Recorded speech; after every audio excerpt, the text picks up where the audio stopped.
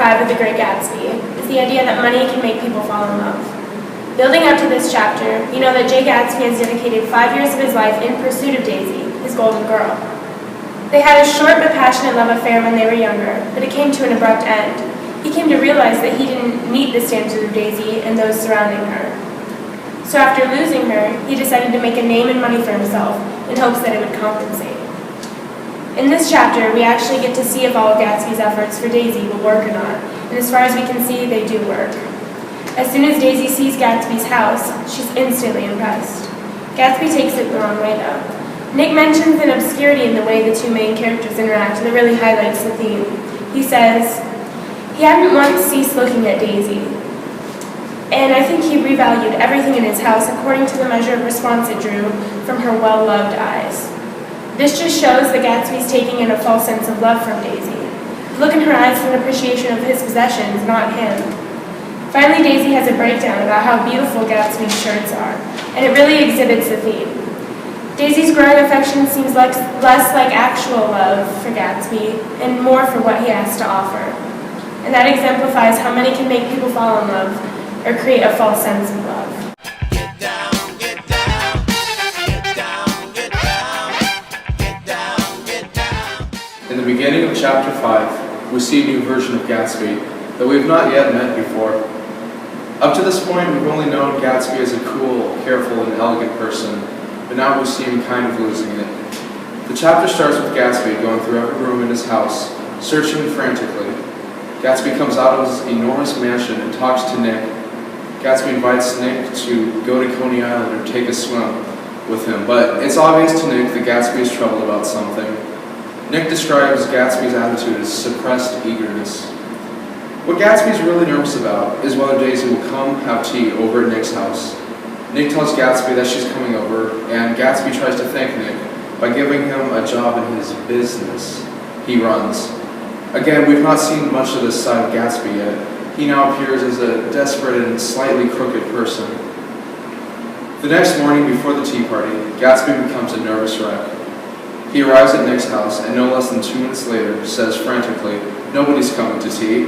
It's too late. I can't wait all day," and tries to leave. Nick calms down Gatsby, and suddenly Daisy arrives. The way Gatsby interacts with Nick and Daisy throughout the beginning of chapter 5 shows him acting childish and extremely hyper. And we're able to see how much he cares about his first impression to Daisy.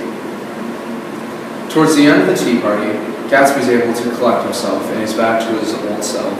As Gatsby shows Daisy around his mansion, we now see how happy Gatsby is. The last concept we see about Gatsby is how crazy he is for Daisy. Nick begins to realize that all of Gatsby's possessions and wealth were all achieved only to bring Daisy back to Gatsby.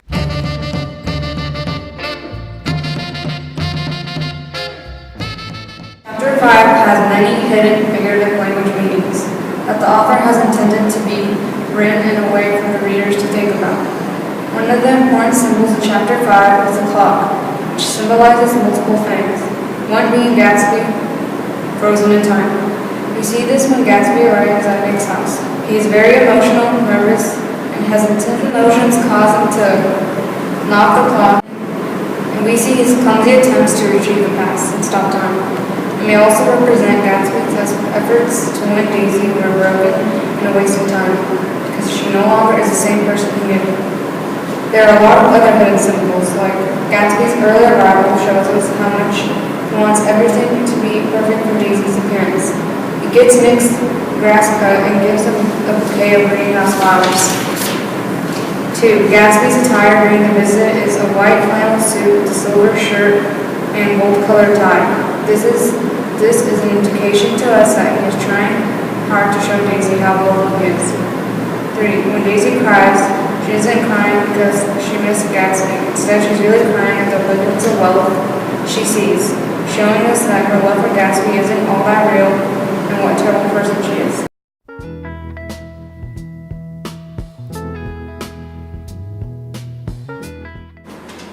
Some examples of the American dream in Chapter 5 are all of what Jay Gatsby worked so hard to get Daisy is starting to pay off. And he achieved all of the wealth that Daisy is so impressed with by himself. Even with all of this wealth and being surrounded by wealthy people, Daisy still isn't content. We can see she's kind of a mess and very internally confused. All of the big money in the book and in chapter 5 blinds the main characters. Gatsby has a false sense of happiness because he thinks Daisy is in love with him, but it's mostly just his possessions.